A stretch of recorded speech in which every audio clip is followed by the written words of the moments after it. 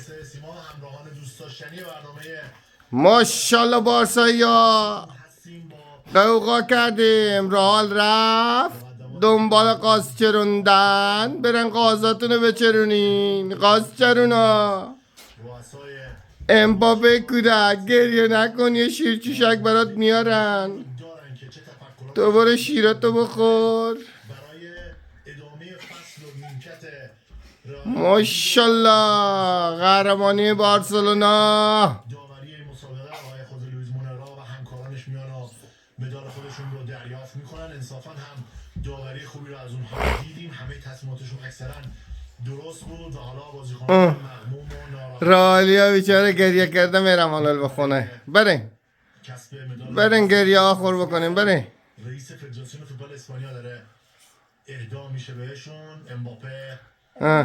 کار راست که چه موقعی آم پاپا تو لحظات پایانی این دیدار نفرات نیمکت نشین هم میان و مدال خودشون رو میگیرن که لونین بود که رد شد. رودریگو، ماستانتونا و دیگر بازیکنان رئال مادرید نتونستن جبران بکنن، نتونستن انتقام شکست فصل گذشته تو سوپر جام اسپانیا رو از بارسا بله نتونستم مگه این علکیه که بتونم سال گذشته تیمی که باید همیشه گریه کرده برم بارسایی ها جام تونسته تو فصل بعدیش جبران بکنه که این الگوریتم رو خراب کردن بارسایی ها. رالیا باید گریه کرده برم که بارسایی ها خوشحال بیایم دستش به جام قهرمانی برسه. فرلان جود بلینگام سیالولو برو بخیر شاید تعویزش نشون دهنده نوع رابطه بازیکن‌ها با چیکاره شد سرد برخورد کرد با ژابی آلونسو که خب طبیعتاً شاید معترض هم بود به تعویض خودش و دنی کارواخال بازیکن محبوب رئال مادرید که یواش یواش به ان یک مجمی هم بری عجیبه دادن که بره غذا بخوره تایی بره به نون خورده تا مجموع بره نون برسن بیچاره گوش نبید خیلی و همه منتظر هستن تا بازیکنان بارسلونا دونه بدونه بیان مدال‌هاشون رو بگیرن و بعد هم بریم بارسایی ها بریم موفق باشیم بریم که قوقا کردیم فلیک میاد و برخورد به به به به روش خوان لاپورتا قرار میگیره.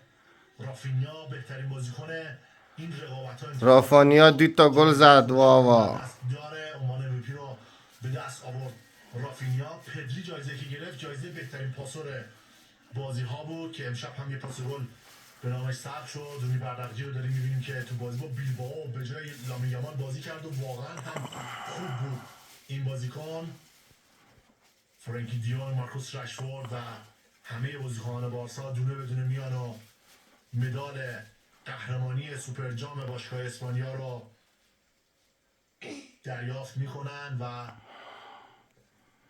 کم کم باید منتظر اومدن کاپیتان بارسلونا بیا کاپیتان بیا کاپیتان ماشاءالله کاپیتان اتفاقی که خوشایند هواداران بارسایی چقدر خوشحالم رالیا بیچاره گریه میکنم دیگه امشب گریه کردن رالیا سوپر جام خندیدن بارسا گریه کردن رال لیگ قهرمانان اروپا هم موفق ظاهر اشته رالیا بیچاره خونه نشین شدم اشته باخت دادم بازیکنی که گفته میشه شاید آینده مبهمی تو بارسلونا داشته باشه و رونالد آراوخو رو ببینیم که تو آغوش خوان لاپورتا قرار میگیره. بازیکن بسیار مهمیه آراوخو برای بارسلونا و لاپورتا و از اون به خوبی حمایت کردن تو دورانی که او دچار افسردگی شده بود، مشکلات روحی روانی داشت و حالا با بازوبند کاپیتانی میخوان جام قهرمانی رو هم او بالای سرش ببره تا به به به به دست فراموشی بسپره. اتفاقاتی که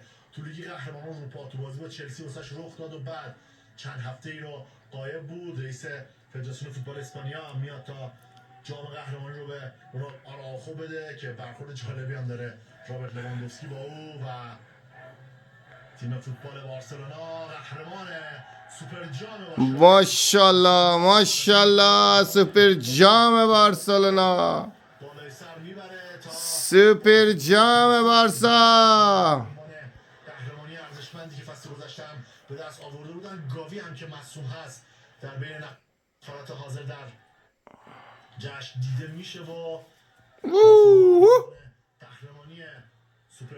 دست پیدا کرد و واقعا همیشه گفت که با شایستگی این کار رو انجام داد. تو بازی با بیلبائو فوق‌العاده بودن و در مقابل رئال مادرید هم از موقعیت‌های خیلی خوبی که نصیبشون شد تو جریان این دیدار مهم استفاده کردن تا هانسی فلیک دوباره مرد فینال ها لقب بگیره و یه جام دیگر هم با بارسلونا به دست بیاره و هواداران این تیم امیدوار هستن که دیگه این فصل در رابطه لیگ قهرمانان اروپا بتونه یه دستاورد بزرگ رو برای بارسایی ها و ارمغان بیاره. هانسی فلیک عکسی که به یادگار گرفته میشه توسط همه کادر بارسلونا و این تیم میره و آماده میشه برای ادامه رقابت‌های لالیگا تا دوباره بتونن در اون رقابت‌ها هم عنوان خودشون رو تکرار بکنن. بله بله اینه که جالبی هم توی این مراسم حاضر شده و عملکرد فوق‌العاده رافینیا واقعا باعث شد که اونها بتونن واقعا دوستان عزیز من این ویدیو رو میگذارم به یوتیوب. خواهشان لطفا از شما هیچ چیزی کم نمیشه. یوتیوب ما